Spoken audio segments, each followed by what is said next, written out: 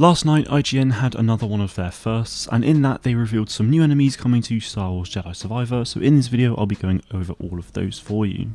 In all fairness, the only new enemy revealed in this article is the Droideka. From the last two trailers and the gameplay that was showcased by IGN the other day, the Droideka hasn't appeared in a single one of them, and it was pretty much the only Separatist droid missing, so it's really nice to see them confirmed to be in the game. Concept art has also confirmed that we'll be seeing a rotary cannon variant of the B1 battle droid as well. We saw a Stormtrooper one in the reveal trailer back in December and obviously faced plenty in Fallen Order, so it's nice that the B1s are getting one as well.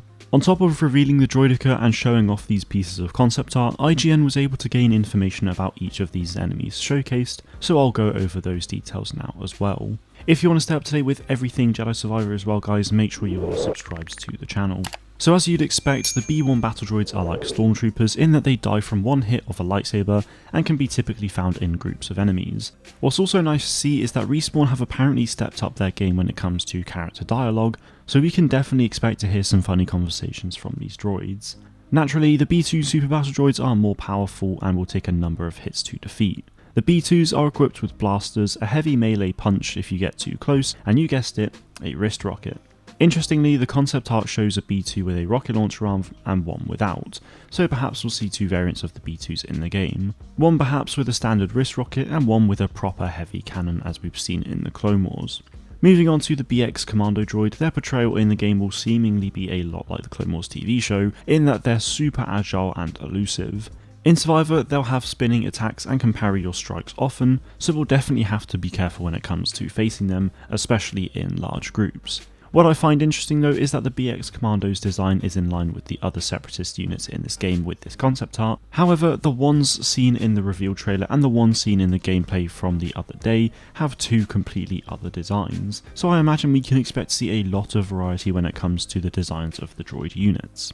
With the Droideka, nothing is really given away as to what they'll be like, but it's said that we can expect them to behave as they do in the films and TV shows, so naturally they'll have their bubble shield and be rolling around. I think it'll be really interesting to see if we can actually just cut through their bubble shield, or if we'll actually have to destroy the shield like we have to in other games like LEGO Star Wars, and then destroy the Droideka itself. What's also really interesting is that the Droidekas will seemingly have a melee attack, but it could just be perhaps they roll into you. Finally, for the Separatists, we have the IG-100 Magna Guard. In Jedi Survivor, they are described as a superior elite type of enemy, which means that they'll be offensive, defensive, counter-attacking and attack in weird patterns. It very much seems like the Magna Guard will be challenging opponents to face off against, but I'm really excited to get stuck in. So as expected, all of these Separatist droid units are owned by these people seen in the reveal trailer, and this IGN article confirms that they are a group called the Bedlam Raiders.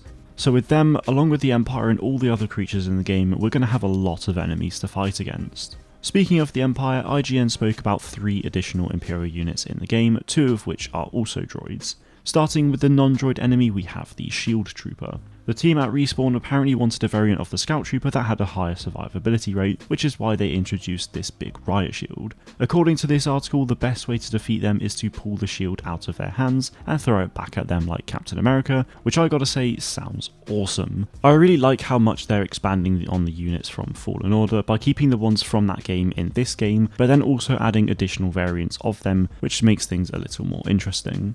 Back to the droids, we have the DT Sentry droid, which I'm really excited to fight.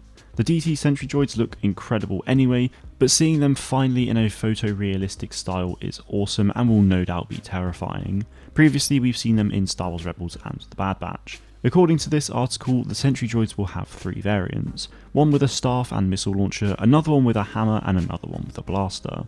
So with there being 3 variants, it will be interesting to see if their designs look different based off of their variants, or given that it's the Empire, they'll potentially just look the same. To add to the terrifying nature of these droids, we'll be able to cut limbs off of them and they will still come at us. Finally, we have the KX Security Droid, which will seemingly have 2 variants in the game. In the reveal trailer, we see the standard droid that we saw in Fallen Order, but the Black Series figure and this article confirm a new variant of the KX droid that has a stun baton. Thankfully, this stun baton variant won't grab you and slam you like the ones in Fallen Order.